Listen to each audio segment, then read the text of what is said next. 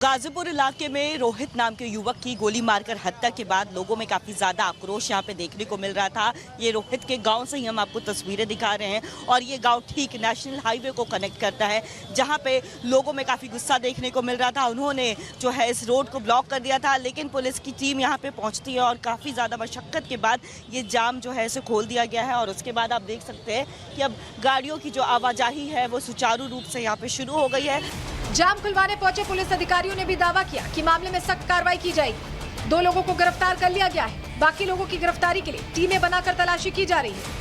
हमें सूचना मिली थी यहाँ पर एक व्यक्ति क्षतिग्रस्त पड़ा हुआ है। उसको हमने जब हॉस्पिटल में जाके देखा तो उसको एक गोली लगी थी। उसके आधार पे हमने अपनी इनिशियल इन्वेस्टिगेशन में 2 लोगों को डिटेन किया है। बाकी एक्यूज पे भी हमारी टीमें लगी हुई है।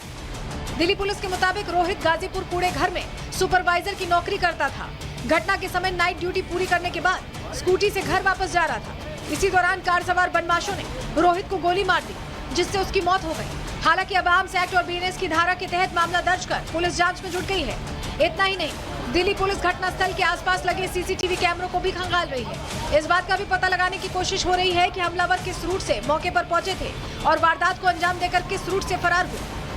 वहीं रोहित की मौत के बाद गुस्साए परिजनों ने हत्याकांड के लिए दिल्ली में अवैध रूप से रह रहे रोहिंग्याओं पर आरोप लगाया। बताया जा रहा है कि ये लोग मंडी में अवैध वसूली कर रहे थे, जिसको लेकर विवाद हुआ। इतना ही नहीं, रोहित और बदमाशों के बीच इसको लेकर कहासुनी भी हुई थी। रोहित भाई की हत्या कर दी गई जिहादियों द्वारा, जो यहीं डेयरी फार्म के रहने वाले हैं। उनकी मानसिकता ये है कि वो जो है यहाँ पर व्यापार कर रहे हैं, चाहे मुर्गा मंडी हो, चाहे मछली मंडी हो, चाहे फूल मंडी हो, चाहे सब्जी मंडी हो, हर जगह उनका राज है। दुनिया भर के रोहिंग्या और बांग्लादेशी बसे पड़े हैं। आप जहाँ पे खड़े हो, यहाँ से लेकर सब्जी मंडी तक आप रात को निकल नहीं सकते 9 बजे के बाद में। इतनी बुरी हालत है।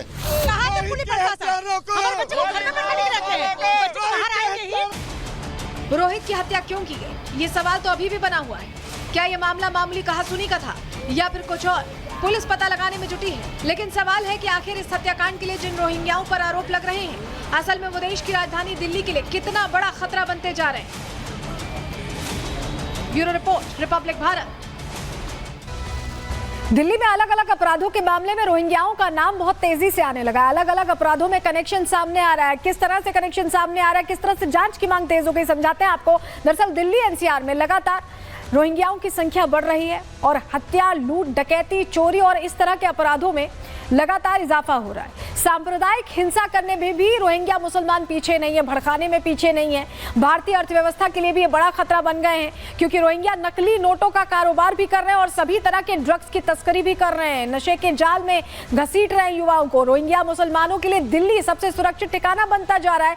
दिल्ली में आसानी से बनने वाले फर्जी दस्तावेज इसके पीछे बड़ा कारण है, जिसको लेकर जांच भी अब नई सरकार कर रही है कि आखिर कहां से ये दस्तावेज मिलते हैं, कहां से ये प्रोवाइड होते हैं। लेकिन दिल्ली में कई ऐसी जगह हैं जहां पर इनको लेकर स्पेशल ड्राइव भी चलाई जा रही है, क्योंकि इन्होंने दिल्ली में अलग अलग जगहों पर ठिकाना एक तरह से ले लिया है। कहां दिल्ली में ये छिपे हैं जहां स्पेशल ड्राइव चलाई जा रही है। मांग हो रही है कि किन इलाकों से। चलिए जानकारी जल्दी से आपको देते हैं। दरअसल देखिए, बवाना, जहांगीरपुरी, सीमापुरी, आलीगांव, दया बस्ती, सराय रोहिल्ला, यमुना पुस्ता, शशि गार्डन, सोनिया कैंप, ये तमाम इलाके। लिस्ट कितनी लंबी है दिल्ली में, देखिए। संजय बस्ती, सोनिया विहार, शकरपुर, केशवपुरम, विकासपुरी, नजफगढ़, प्रेमनगर, केशवपुरम, कालिंदी कुंज, ये इलाके हैं जहां पर जांच की जा रही है। स्पेशल ड्राइव चलाकर ये पहचान करने की कोशिश की जा रही है कि क्या यहां रोहिंग्या छिपे हुए हैं। हमारी सहयोगी पहुंची जहां स्पेशल ड्राइव चलाकर चेकिंग किया जा रहा था आइडेंटिटी कार्ड का। देखिए उनकी रिपोर्ट। अवैध घुसपैठियों को लेकर दिल्ली पुलिस का एक्शन जारी है। दिल्ली के अलग अलग इलाकों में लगातार पुलिस का जो अभियान है अवैध घुसपैठियों को लेकर, वो देखने को मिल रहा है। और आज रघुवीर नगर में ये अभियान शुरू हुआ है। ये तस्वीर आपको दिखा रहे हैं, लंबी लंबी कतारों में ये लोग लगे हुए हैं।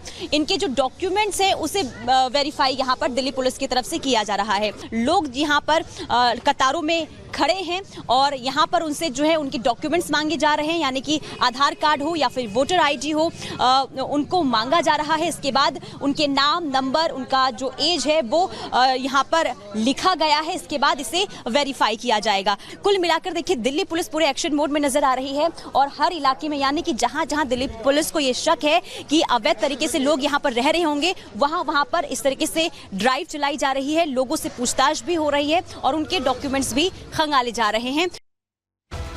और चलिए आगे बढ़ रहे हैं, बात अब कश्मीर की करने वाले हैं। कश्मीर के कठुआ में एक घटना होती है जहां 3 लोगों को मौत के घाट उतार दिया जाता है, 2 लोग लापता बताए जा रहे हैं।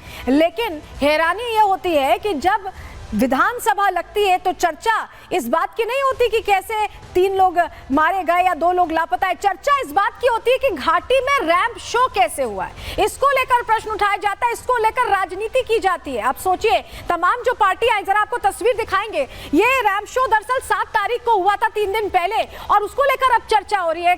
अब जो घटनाएं हो रही है उसको लेकर चर्चा नहीं, बल्कि रैंप वॉक को, ये देखिए शिवन और नरेश का ये कलेक्शन है जो 7 तारीख को यहाँ पर गुलमर्ग में दिखाया गया है। और इस फैशन शो को लेकर अब राजनीति की जा रही है।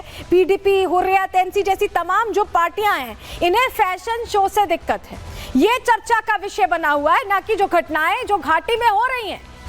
ये तस्वीर इसलिए देखना जरूरी है क्योंकि इसे आप विकास से जोड़कर देख सकते हैं। तमाम देश हैं, कभी तुर्की में भी ऐसे फैशन शो हुआ करते थे, कभी अफगानिस्तान में भी होते थे, ईरान में भी होते थे, लेकिन वहां भी कट्टरपंथी सोच ने इसे आगे नहीं बढ़ना दिया। और यहाँ भी यही कोशिश हो रही है क्या, ये अपने आप में प्रश्न है। क्यों हम ऐसा कह रहे हैं, पहले पूरी खबर आपको बता देते हैं। गुलमर्ग में फैशन शो का आयोजन हुआ और फैशन शो को लेकर विवाद छिड़ गया।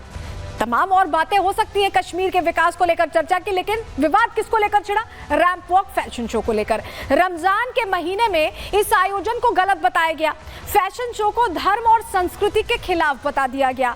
पीडीपी और हुर्रियत के नेताओं ने इसका विरोध किया और सीएम उमर अब्दुल्ला ने आयोजन को गलत बता दिया। उन्होंने भी हाँ में हाँ मिलाई, आयोजन को गलत बता दिया। आयोजन पर सीएम ने बकायदा जैसे ही प्रश्न उठाए गए उन्होंने रिपोर्ट तलब कर ली। अब प्रश्न ये है कि इसको लेकर क्या उन्हें पता नहीं था कि इस तरह का कोई आयोजन हो रहा है, क्योंकि तमाम अप्रूवल्स चाहिए होते हैं अगर प्रदेश में इस तरह का कुछ हो रहा होता है। जरा तस्वीर आपको विधानसभा की भी दिखा रही है, देखिए फैशन शो पे कैसे संग्राम मच रहा है। आप देखिए, इस पे हंगामा होने लगा। कश्मीर के विकास को लेकर चर्चा नहीं हुई, रैंप वॉक पर चर्चा हुई। और जब आयोजन को लेकर सवाल हुआ तो उमर अब्दुल्ला ने फट से कह दिया कि हम तो जांच कराएंगे। सुनिए जरा। 7 तारीख को एक फैशन शो का ऑर्गेनाइजेशन किया गया था। उस फैशन शो में कुछ ऐसी बातें सामने आई, कुछ ऐसा वहां पे उसमें हिस्सा लिया गया जिससे कि लोगों के जज्बात को ठेस पहुंची। और जाहिर सी बात है कि जिन लोगों ने उस फैशन शो को ऑर्गेनाइज किया था उन्होंने अपने अकल का इस्तेमाल नहीं किया। उन्होंने लोगों के जज्बात के बारे में नहीं सोचा, उन्होंने इस बारे में नहीं सोचा कि वो कहां पे कर रहे हैं और किस वक्त में कर रहे हैं। कुछ लोगों ने ये कहा कि रमजान के पाक महीने में ये नहीं होना चाहिए था। मैं तो ये मान के चलता हूं कि जो मैंने देखा वहां पे वो तो रमजान छोड़िए, साल के किसी भी दिन वो नहीं होना चाहिए। लेकिन मैं एक बात यहां क्लियर करना चाहता हूं, हुकूमत की तरफ से इसमें कोई रोल नहीं था।